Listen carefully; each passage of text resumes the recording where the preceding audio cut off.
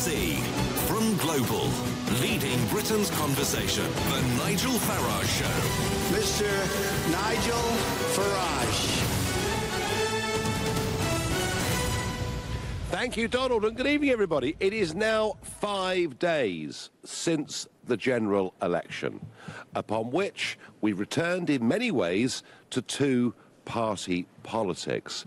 We broke away from it with the growth of, to begin with, the BNP, then we saw the Greens, and then in a bigger way we saw UKIP, and indeed in Scotland the SNP, in Wales Plaid. And one of the reasons that politics fragmented is there was, I think, a breakdown of trust with the two so-called main parties, or two and a half main parties, including the Lib Dems. But we went back in this election to two-party politics. Labour and the Conservatives, between them, over 85% of the vote. And, of course, one of the central tenets of election campaigns, there's always the big launch, the big examination. They're normally documents of about 100 pages with everything from policy on the European Union, to immigration, to fisheries, to social policies, to social care, Theresa May, and everything else.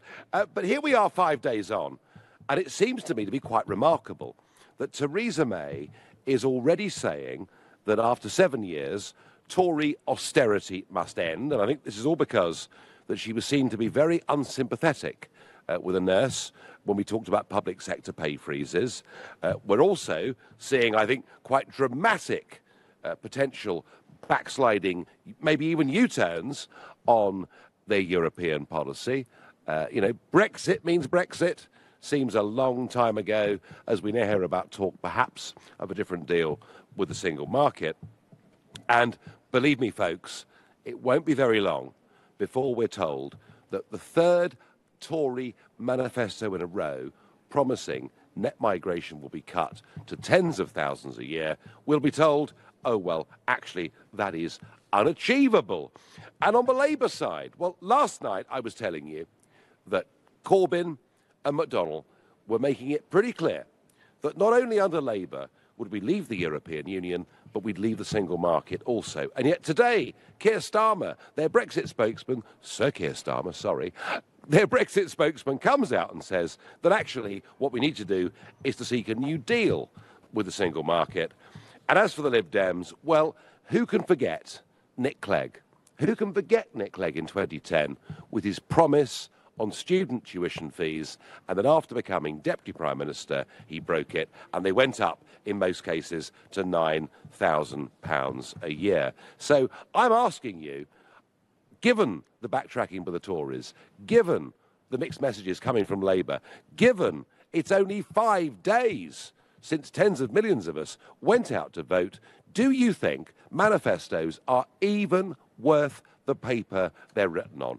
It's a question of basic trust, and I want to know what you think. If, like me, you've become deeply cynical and think the whole thing, frankly, is a bit of a waste of time, then call me on 0345 6060 973.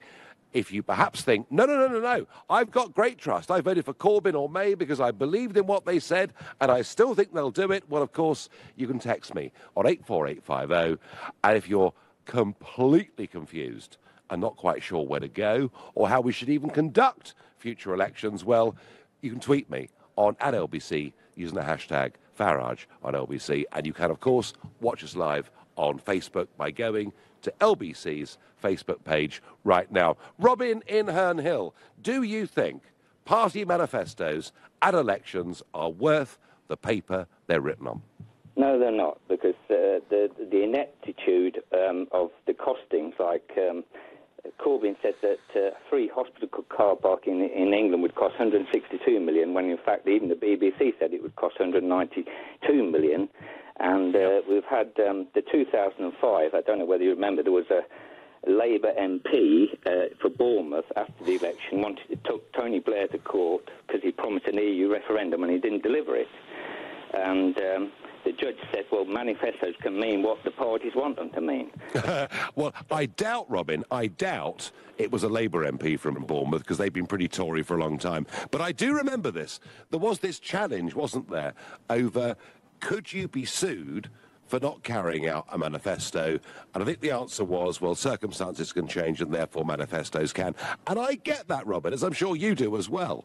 But when they ask for our votes, are they being sincere, or is the whole thing a completely cynical exercise? Well, no, I mean, the only person who seems to be keen on manifestos is Andrew Neil, who deserves a medal, because he's the only one who grilled them on their manifestos. But nobody else seemed to do anything. I mean, it was abysmal. This thing with the pension, the death tax, I mean, that was originally introduced by that dreadful man Tony Blair in 1997. At 23,000, but Theresa May seems to think that houses cost £100,000 when they cost £240,000.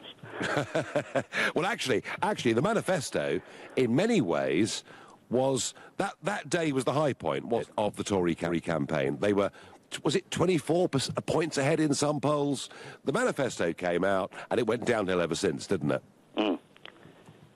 So I would like to see them independently costed, and maybe even some form of law things. I mean, maybe Keir Starmer can help, because he's part of a law firm that specialises in stopping Brexit. I believe. Well, can I say, allegedly? Can I say, Robin, and this is with some degree of personal pride, that in 2015, the UKIP General Election Manifesto, which was project managed by Suzanne Evans, who I'm sorry to say is undergoing treatment now for breast cancer, but it looks to be okay. But Suzanne project managed that, and UKIP produced in 2015 the first, and I was leader, the first ever manifesto in the history of British politics that was independently costed by a third party. We got the IFS to do it, and the Times of London said we'd set the gold standard for manifestos, and the bizarre thing was, this time round, Labour and the Lib Dems put out costed manifestos. Yes, sure, some debate, but costed manifestos, and the Tories didn't even bother. So I do at least think that when it was my turn to lead a party into a general election, we did at least try to get third-party endorsement for the sums that we put forward. But, Robert, in terms of them being legally binding, that could never happen, could it? Well, I mean, I put out my leaflet. I stood as an independent again. Did you? Yeah. And I costed all my promises, and I put the sources of where I got the costs from. Okay, well, look, good. I mean, you know, that is an attempt to engage in honest politics. But is the whole exercise, frankly, of party manifestos now being seen by the public? And bear in mind, Robin, we're just 5 days on from this general election. It is looking a bit like a charade, isn't it? It is. Also, another thing you might ponder is that I've been told that certain university students have voted twice. Is there any truth in that? I am getting reports back again and again and again from people who are registered to vote by post at their home address, but also registered to vote where they're, you know, in halls of residence or whatever at their universities. I don't want to rush to judgment. The evidence I've been given so far, you know, it's coming in emails, it's coming in letters and messages that are coming into me. But I do think if the Electoral Commission are worth their salt, they should investigate this pretty quickly. And my own view, Robin, would be that students should only vote at their registered address, not where they're at university. OK, thanks for taking my call.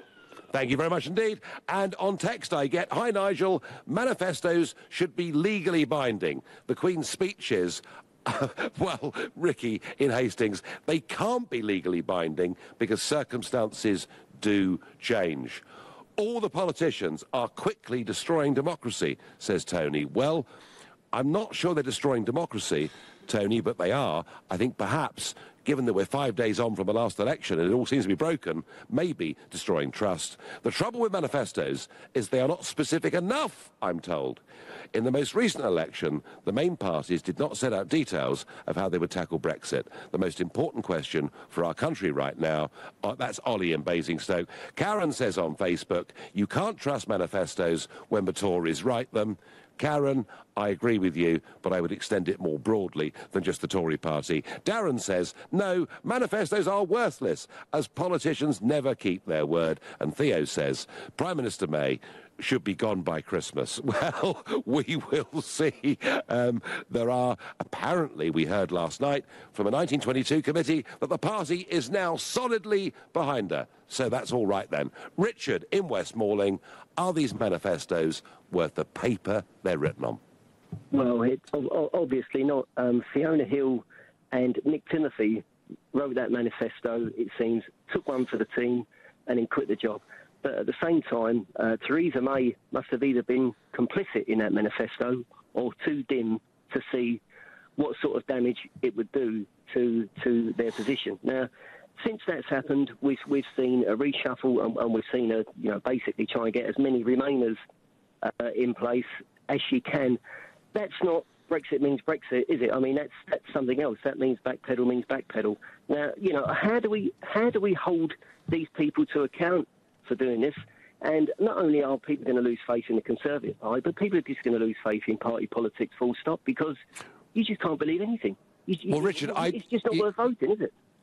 I said at the top of the hour that politics before this election had been fragmenting for several general elections. People have been going to different parties, and I've no doubt that one of the reasons that UKIP grew in the way that it did over those years is because people had simply lost trust and faith in the so-called major parties. But this election saw us return to two-party politics, and my sense is Richard, 5 days on from this election, I think people are going to get disenchanted very, very quickly indeed. It looks like a cynical exercise of telling the punters what you think they want to hear without any genuine intention of meaning it. I mean, how could the Tories, for the third time in a row, have promised to cut net migration to tens of thousands a year, Richard?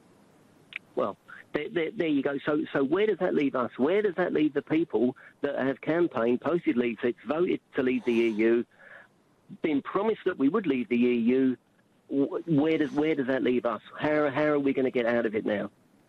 There was a caller last night that came on to us and said that he felt like we climbed Everest and now we were starting again from the bottom.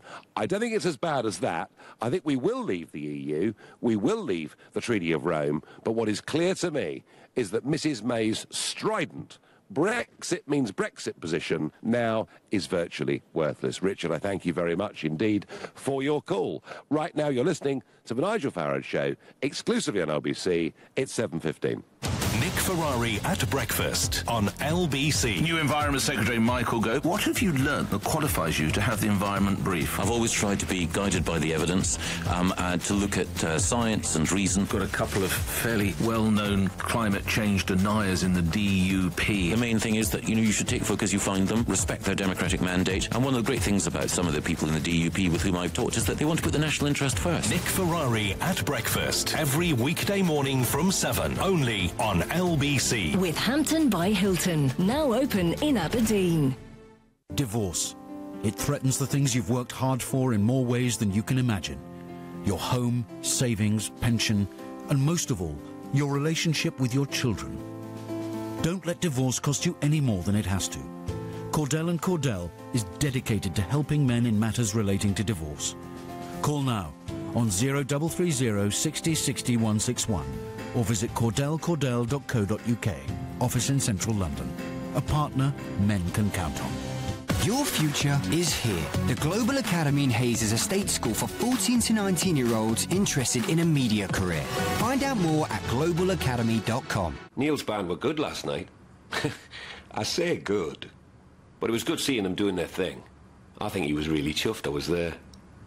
He knows things have been tough lately, that I haven't been getting out much, or sleeping really, that I'm worried about my job and bringing in less money. The thing is, I might have cancer, but the most important thing is that I'm his brother. A brother with cancer is still a brother. We're here to help you deal with money worries, because life with cancer is still life, and we're here to help you live it. We are Macmillan Cancer Support. I've always paid into my pension, but never thought about how it was performing or how much I was being charged for it. That's why I contacted the specialists at Pension Works. They carried out a pension health check, which found hidden costs and expensive fees within my pension. that could have cost me years of lost retirement income, meaning more money for my future. Let the Pension Works check your private pension for free before it's too late. Text YES to 83222. That's YES to 83222. Hi, I'm Ryan Reynolds, and I'm going to demonstrate just how far around the home BT Infinity can reach in the next 20 seconds. Here goes. I can get Wi-Fi here in the kitchen. Back here in the bathroom. Oh, look at that. Out here in the garden. Even way up in the attic. You know what? Let's just take my word for it. BT Infinity, the UK's most powerful Wi-Fi versus major broadband providers. To verify, visit bt.com/smarthub. Oh, the garden's an absolute mess. It's my turn to have the cross-stitch crew round for tea and Battenberg. I'll have to get a landscape gardener in and a wildlife expert. It's a jungle out there. We could be eaten alive by those deadly flutterbugs. Oh, relax, relax. It's Trust a Trader. Marvellous local tradespeople who've been tried, tested and reviewed. All specialists in their areas, from landscape gardening to pest control. Oh, visit trustatrader.com. Trustatrader.com.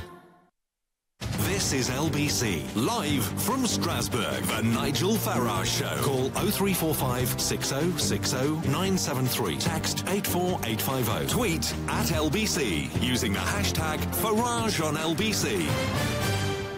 I cannot in my lifetime remember a general election where within 5 days of the result there has been so much backtracking, backsliding and shifting on parties' manifesto commitments. And I think this is really bad news for that link of trust between voters and those that govern us and represent us in Parliament. So I'm asking you, are these manifestos worth the paper they're written on?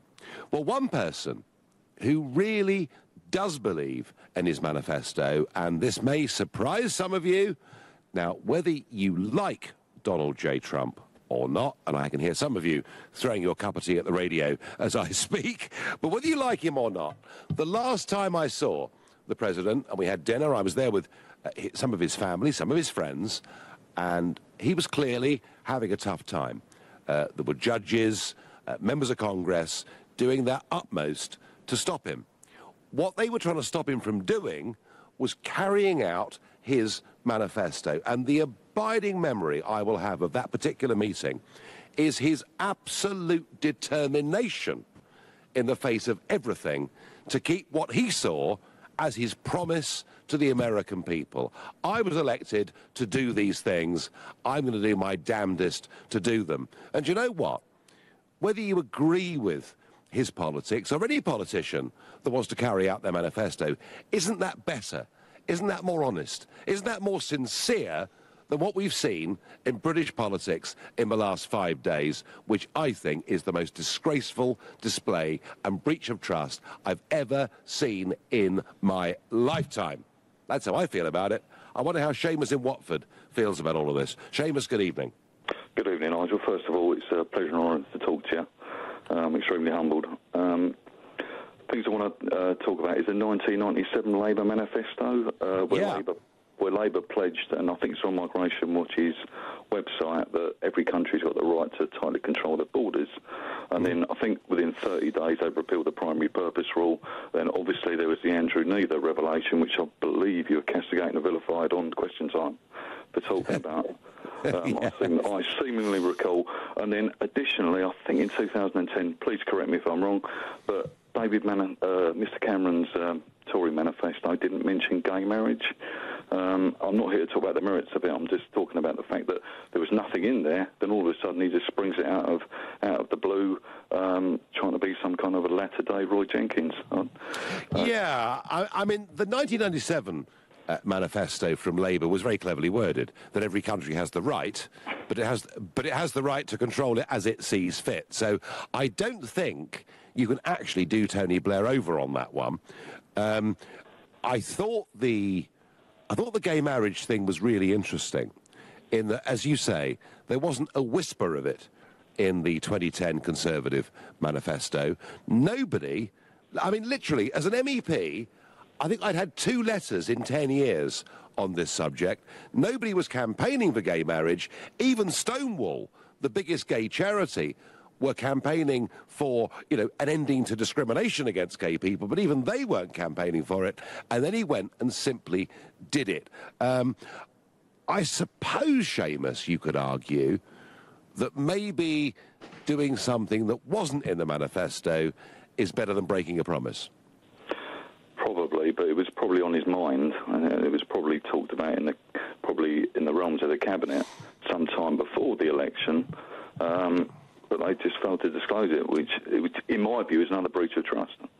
No, I agree with that. I mean, maybe for me, the one that really gets me is the Heath Manifesto of 1970, when he says we will negotiate with the European Economic Community, but will only join with the wholehearted consent of the British Parliament and people, and there was no referendum, and in the votes in Parliament, it got down to a majority of 4. And for Edward Heath, that was wholehearted consent. Yeah, so this isn't, this isn't new, Seamus, is it? This isn't new. This isn't new, and you're quite right that Blair stretched it, that Cameron didn't even mention it in the case of gay marriage. But the thing, Seamus, that fascinates me is that we are literally just 5 days on from this general election, and Labour are all at sea, and the Tories are breaking everything. Yeah, it's just a fretful state of politics today, I'm afraid. So where do we go, Seamus? Well, I'd follow you, left, right and centre, all the way from here to Land's End or John O'Groats. That's my opinion. Right. I'm not quite sure. I did vote UKIP, and based on their manifesto, funny enough, which most of it I agree with. To be honest, I'm speechless, and I'm thoughtless, and I'm not sure what direction the British people go in. Seamus, I think what you've just said sums up tonight how many millions of people across this country are feeling right now. There is a complete, in my view, breakdown of trust. I thank you for your call. Thomas in Durham, come on, tell me, Thomas, that you still think politicians' manifesto pledges really mean something.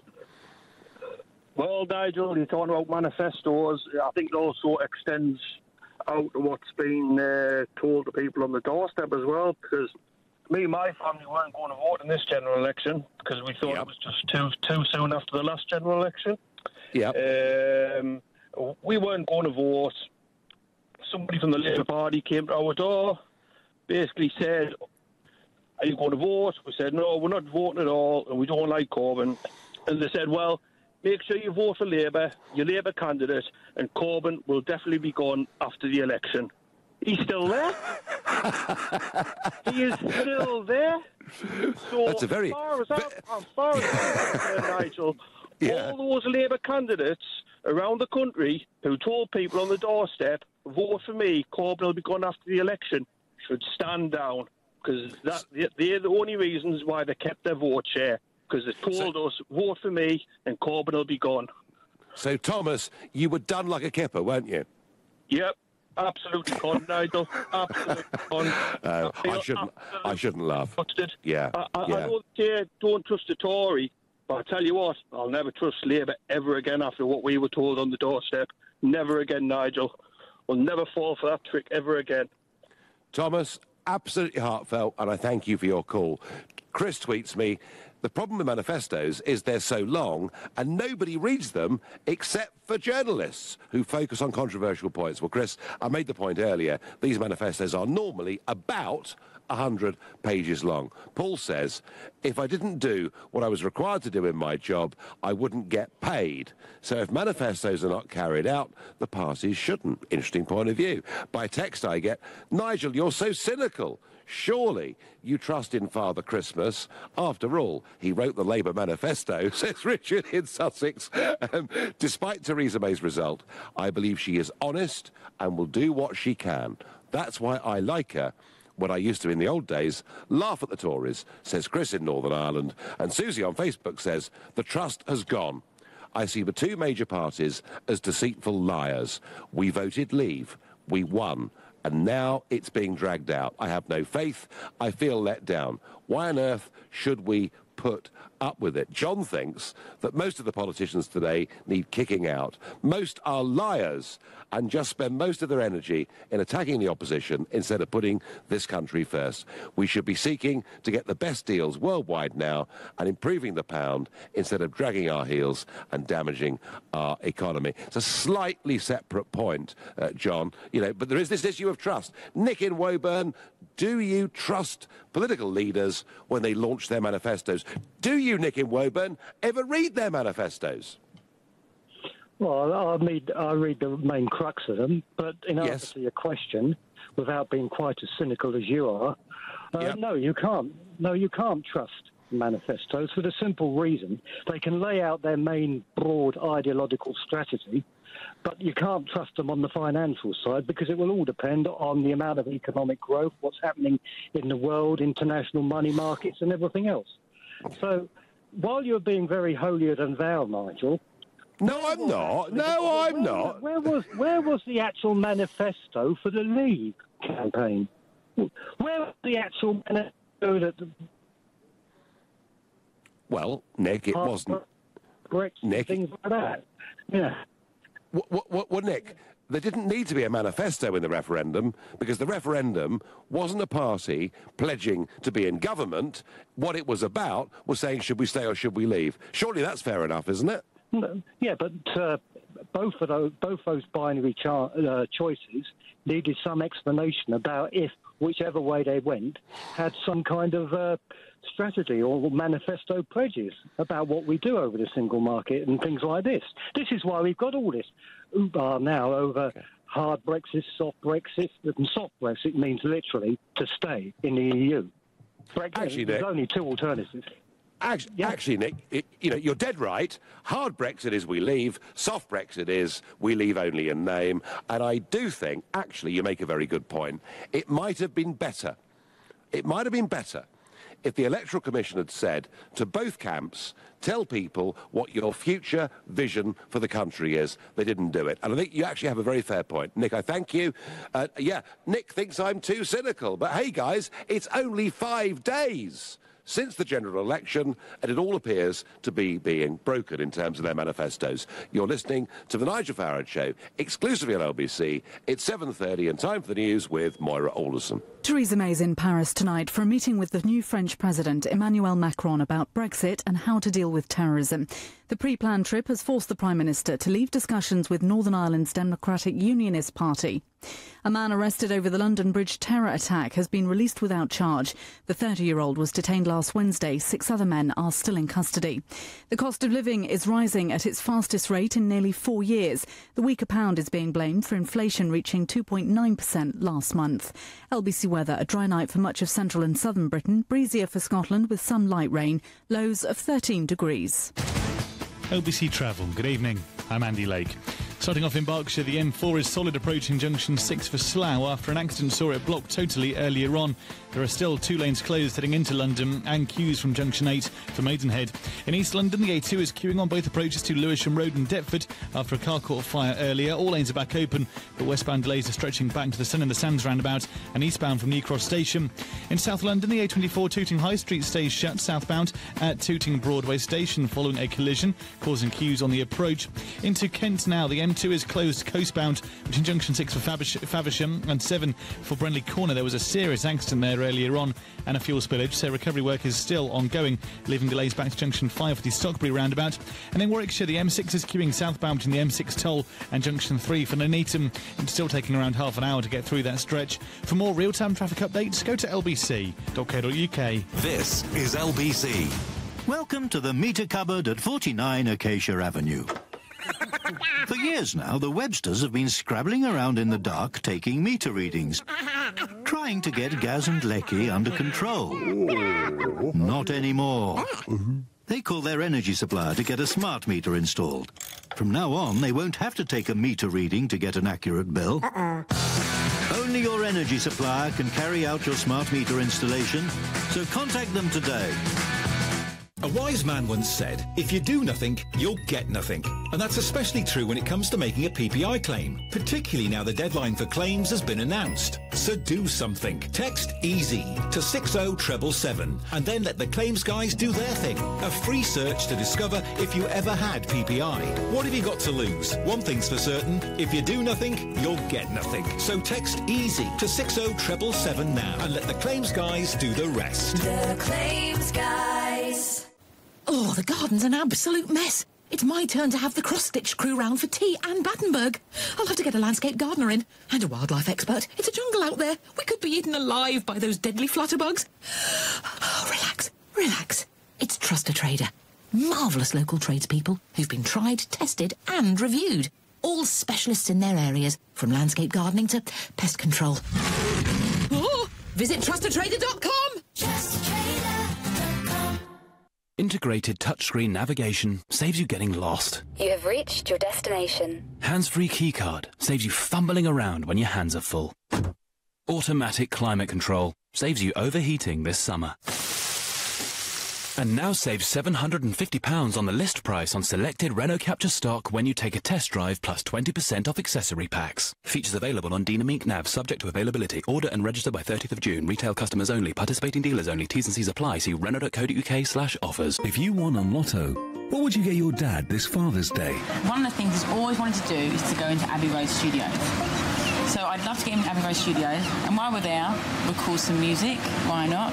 How awesome would that be? Happy Father's Day, Dad. Going to Abbey Road, buying about 10 guitars, and yeah, and you're just going to spend this week recording music in Abbey Road Studios. That'd be good, wouldn't it? Lotto. Who wins if you win? Rules and procedures apply. Players must be 16 or over. This is LBC, live from Strasbourg, the Nigel Farage Show. Call 0345 6060 973. Text 84850. Tweet at LBC using the hashtag Farage on LBC. Well, I'm asking whether manifestos are worth the paper they're written on, given that just 5 days after the general election, both the Labour and Tory ones, well, Labour is confused and the Tories appear to be breaking much of theirs. You know, Theresa May is now saying that this will be an end to austerity, I think because she was seen to come across as being really rather cold and uncaring towards people in the public sector who've not had pay rises for some years. We're also hearing, of course, that Brexit means Brexit appears to be being watered down by the minute, and that maybe the pledge for tens of thousands for the net migration figure will very rapidly be dropped. And as for Labour, well, one of the reasons that Corbyn did so well with former UKIP voters is his manifesto making clear Labour respected the referendum, they wanted to leave the European Union, to leave the single market, and, crucially, to stop the free movement of people. And yet, Sir Keir Starmer, who is their chief Brexit man, says today, actually what we need to do is negotiate some new form of membership. So, to those that say I'm being cynical, I'm doing it because this has all happened in the space of 5 days. I'm not suggesting we fight elections without any form of prospectus being put before the public, but I am saying that I believe what's happened in the last 5 years represents an absolutely fundamental breach of trust between the governors and the governed. Aaron in Liverpool, how do you feel? Hi, Nigel. Yes, I know you just said you're not, but I do feel like you're being a bit cynical, if I'm honest. The way I see manifesto is a blueprint. So it's a party saying this is the kind of goal we want to aim towards. So, you know, you take Labour's, and you've just mentioned about Labour taking UKIP votes. Let's be honest, It wasn't UKIP votes that propped Labour up. It was a number of votes across the country of all ages, of all backgrounds. Some UKIP, I'd definitely go along with that. But things change, you know, finance, viewpoints, everything on a daily basis changes. And so if someone is willing to step up and say, okay, you know what, this is different now, we view this as a different way. Now, I'm not a Tory, but if the Tories are saying, you know what, from the will of the people, we're getting that hard Brexit might not be the way forward. I'm not saying it is or isn't, so I don't want to go down that path, but if this is the will of the people that we're getting an idea from the voters, the way they've they voted with their feet. You know, you're the one who kind of pushed forward to leave and said the will of the people has spoken. So therefore we should follow that. If people give an idea to a government that this is the approach they want to take, I don't understand why a government can't change their mind. And so I put to you a question. Do you believe that people and you know, ministers and so on and so forth can change their mind and can change their opinion on something? And Aaron, they shouldn't be ridiculed for changing their mind. Of course I do. Of course I do. Circumstances change. The world changes. I get that. Finance changes. You know, economies have periods of growth. They go into recession. You know, something happens. Some foreign affairs event, a war, or whatever it may be. I completely understand all of that. But what I am saying to you, and yes, you're absolutely right, what was clever about Corbyn is he picked up different segments of votes all over the country, in particular young votes, and maybe some would say a few of them voted more than once, but we'll examine that as the weeks go on. But what I was saying to you, Aaron, was that to get the UKIP votes, I mean, the reason Labour won Stockton South from the Tories is they got a swing from UKIP. Those voters would not have left UKIP and gone to Labour had that manifesto not been clear in terms of their direction on the single market. And now we see Sir Keir Starmer, you know, going the other way. So I wonder whether, Aaron... I don't think that could necessarily be true. You know, you can't speak for everyone who voted. And those UKIP voters, I'm not saying you're wrong, but those UKIP voters might have moved because of the manifesto, because of the promises of, you know, nationalising the rail service. I mean, a couple of weeks ago, you said that you didn't believe many people would turn out to vote. Now, would you say you were wrong on that and you misjudged that? Absolutely. And whenever I'm wrong, I'm prepared to say so. I thought it'd be a low turnout, and I said that before Theresa May launched her manifesto and then Corbyn launched the day after. It seemed to me, Aaron, that it was very, very dull, and that it was the launch of the manifestos that changed everything. So there we are. Manifestos actually do have a central part of our campaign. The problem is, and what I'm examining, I'm not for one moment pretending parties should not, to quote you, have blueprints. Of course they should. What I am suggesting, Aaron, is I've never known in my lifetime such breaches of manifestos in terms of their intentions within 5 days. That's my problem. I get that point, you know, if you know, the Tories, but I don't mean it rude, the Tories have changed their mind quite often, and yes, I'm not a Tory, but, you know, I think a lot of emphasis is always put on the party that's in power on what they didn't deliver as opposed to their manifesto. And so right now, it's a great point for you to pull on and kind of rally up the nation again on a point of negativity of, you know, they're changing their mind on this again. But what I think is a positive is that more people did come out to vote because of the manifestos, because, you know, it generated a lot of interest. And so people voted with their feet.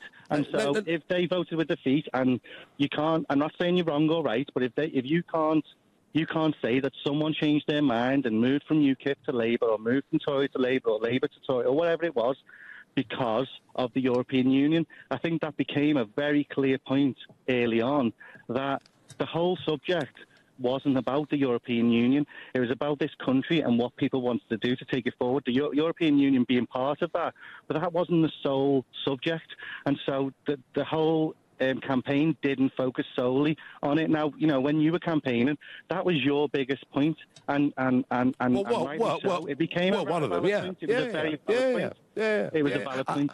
I mean, Aaron, look, Aaron, you know, you're quite right. I have been very cynical from the top of the hour, and the question I asked was loaded. Are manifestos worth the paper they're written on? The answer, of course, is in one way they really are, because it was the launch of a Tory manifesto and then the launch of a Labour manifesto that completely transformed this general election. In Theresa May's case, she bombed. And, Aaron, be fair to me, in Jeremy Corbyn's case, I said on LBC that night, on air, he was full of energy, vim, vigour and enthusiasm, and looked like he really believed in what he was saying, whether it made sense or not. So manifestos do matter. I just wonder whether there is a compromise position, whether actually maybe they should just be blueprints without too much detail. Because as soon as you start to put detail in, it's very difficult for any of it ever to get met. And I worry about the trust that exists, Aaron, between the public, the voters, and those in Parliament. Okay, yeah, and I can completely see. What I would say on that is, if you didn't put detail in, so look at how much Labour's manifesto got. Kind of, so many people coming out saying, oh, he's Father Christmas, he's trying to give you everything because he won't get in government. But the amount of detail that was put in that of how they were going to reach that budget, I think that the Tories lost a lot of votes because they didn't put any detail in. Well, again, yeah, okay. I understand only from a sense of view of people like to see that, you know what, you've thought it through. You've put some thought behind it. And I'll be honest, from the very beginning, I wasn't sure I was going to vote for. I am Labour, but Corbyn didn't really, because I hadn't seen much of him. He didn't come out in the press much. The infighting that was in there. And then he completely turned it round and got the troops to rally behind him. And I was totally behind Corbyn in the end, because it's not necessarily just because of Corbyn. I don't see it as an American election where you vote for one person. You vote for the party, and the party were out there knocking on doors, pushing this manifesto. They were. No, they were. And if it wasn't that Theresa May's biggest mistake, she tried to make the whole thing presidential, and in the end that fell to bits, didn't it? Yeah, it showed her personality, which I don't want to criticise her too much, because, there was elements of her where, she has taken over and had to carry on that message going forward of leaving, of the Tories' hard Brexit when she didn't want to leave originally. And I don't think she's done necessarily a bad job of that. But changing her mind now, and this sounds like I'm sticking up for her when I'm not even a Tory. To change her mind now, I don't think is necessarily. I'm not saying it is or isn't, and I'll be honest, I don't fully know what she's come out and said. But to change her mind to say necessarily we may draw back a bit on it being hard Brexit might not necessarily be a bad thing, because so far the EU and Britain in the discussions haven't met any middle ground at all. Good thing or bad thing? Good thing or bad thing, she's a bit wobbly. Aaron, you make wonderful arguments. I've no doubt you'll be a Labour candidate before too long. Chris tweets, President Trump is the only politician who has kept 3 of his 4 promises. The 4th was shot down by the courts. And I get a tweet, when you know you're unlikely to win, you can promise whatever you like with no possible way of ever having to deliver. Well, who can disagree with that? You're listening to the Nigel Farage Show, exclusively on LBC, and it's 7:45. Coming up at 8 on LBC, Clive Bull. Political pressure is growing for a cross-party approach to leaving the EU. Do you think all parties should be involved in the Brexit talks? Clive Bull on LBC. Westway. Expressive, energising, agile. With its daring design, sleek exterior, intelligent features and impeccable driving characteristics, the all-new Nissan Micra offers you a driving experience like nothing in its class. The high-spec Ascenta model is now available with a £1,950 deposit contribution. Only $199 deposit and low monthly payments. Representative 4.99% APR. Subject to status, so find your nearest Westway. Google Westway Nissan today. We've been thinking about Tom. The cat. And how, whilst he's remembered to buy cat litter, he's forgotten his bank card. But instead of worrying about how he's going to pay for it, he's simply wondering if a dog might have been a better choice of pet.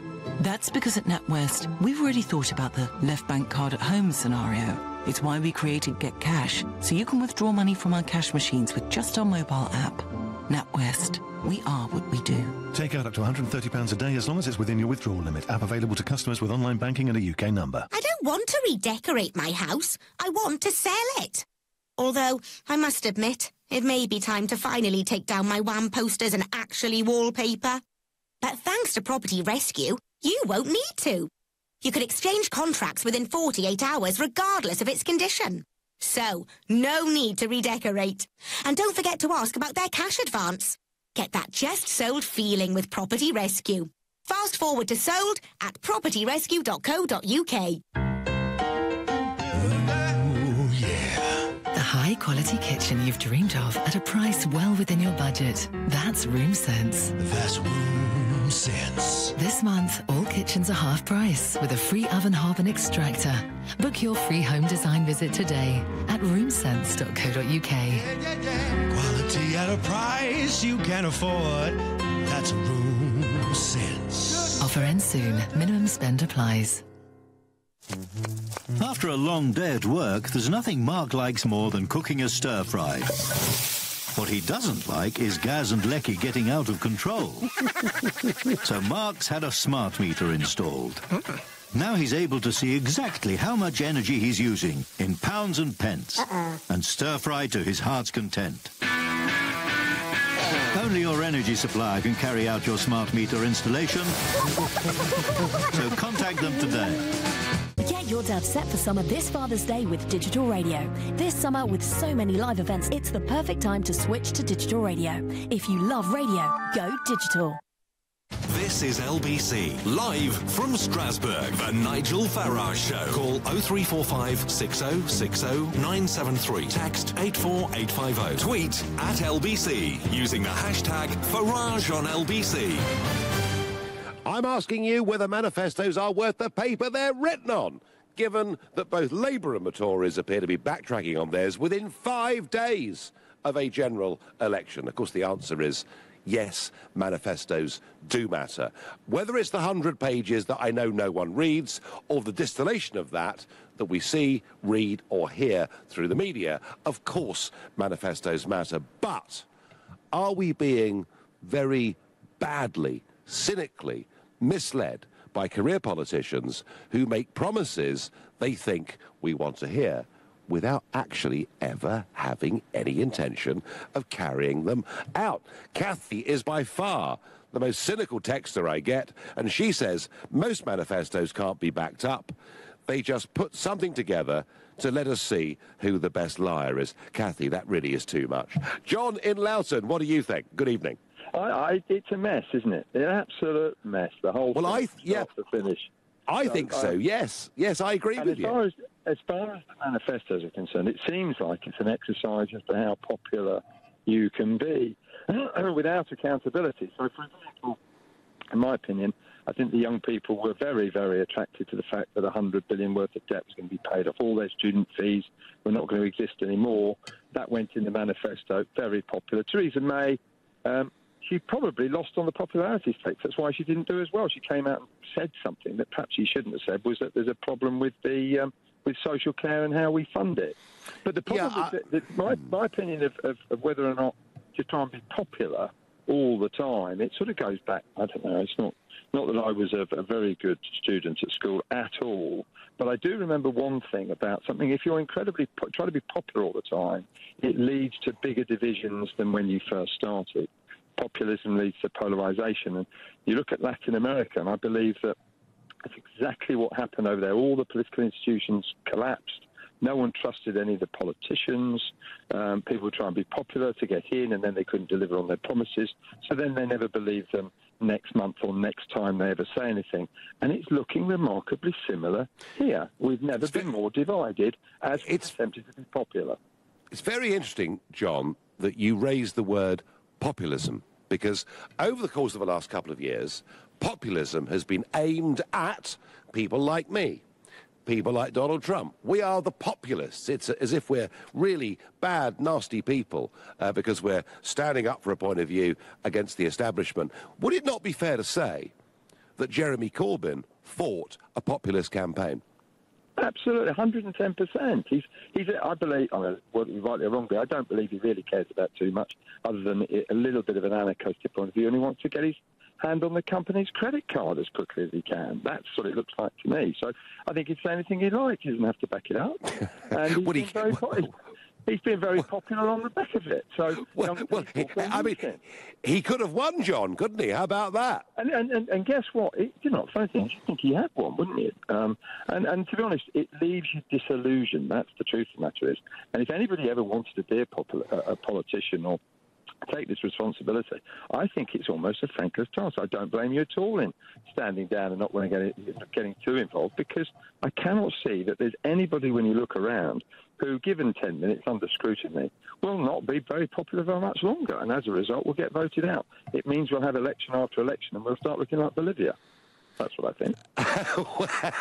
Well, that's a very graphic description of what the future might be. John, actually, you are right about one thing. I mean, I've been in this place in Strasbourg now for 18 years, which is a hell of a long time. And I do loathe the career politician that says what he or she thinks makes them popular for the next 20 minutes. But equally, I have to be honest, I have met lots of people in politics who are very genuine, very sincere in what they do, work damned hard, work hours and travel, in a way that most people wouldn't even contemplate, and generally are hated by their neighbours, abused in their local pubs. It's not always the easiest game. John, you raise a very good point. That's the last time I'm ever going to be nice about politicians on this programme. Otherwise, they'll be waiting for me outside the studio. Tom in Bow, has our trust been breached within 5 days of us voting for these parties on their manifestos? I don't believe so at all. I think the Labour manifesto has motivated people at a level that's not been seen for an extremely long time, and I don't think they've U-turned on any of it at all. There's a conversation now because of Theresa May's poor decision-making that opens up a different story to talk about Europe. But you're completely on a different wavelength, in my opinion, because this election was not about Brexit at all. As much as you would love to bring every discussion back to Brexit, this was not a vote on Brexit. This was a vote on hope and an alternative ideas versus more of the same. In fact, we're going to take for granted. In fact, we're not going to bother about thinking about a manifesto costing anything. We're going to take it for granted. This is the kind of open goal tap in.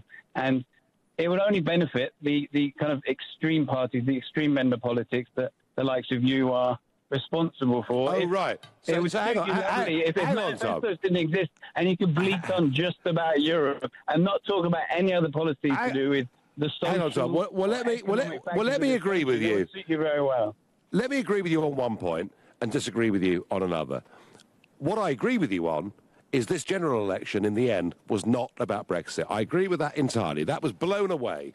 We had 2 appalling terrorist attacks and an argument that began with social care that led on to the whole attitude towards public services, spending and everything else. Where I disagree with you, fundamentally, is how dare you call me extremist when the point of view that I pushed for a quarter of a century was supported by over half the British public in a referendum. Are you suggesting, Tom in Bow, on LBC, that over half the country are extremists? Where you get 48%, 52%. And when you talk about... Tom, I asked you a question.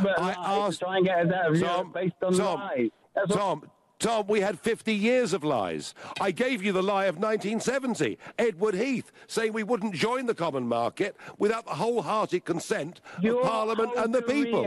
We had none of it. Lies. From talking about anti-establishment when your whole privileged life is about establishment as you can get. Tom, I tell you what, Tom.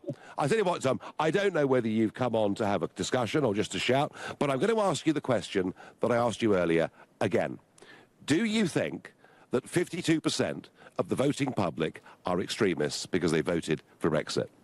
I don't think it's an extremist vote, but I think you are motivated by lies, and it's all you want to talk about. You want to bring every conversation back to Europe. And you're when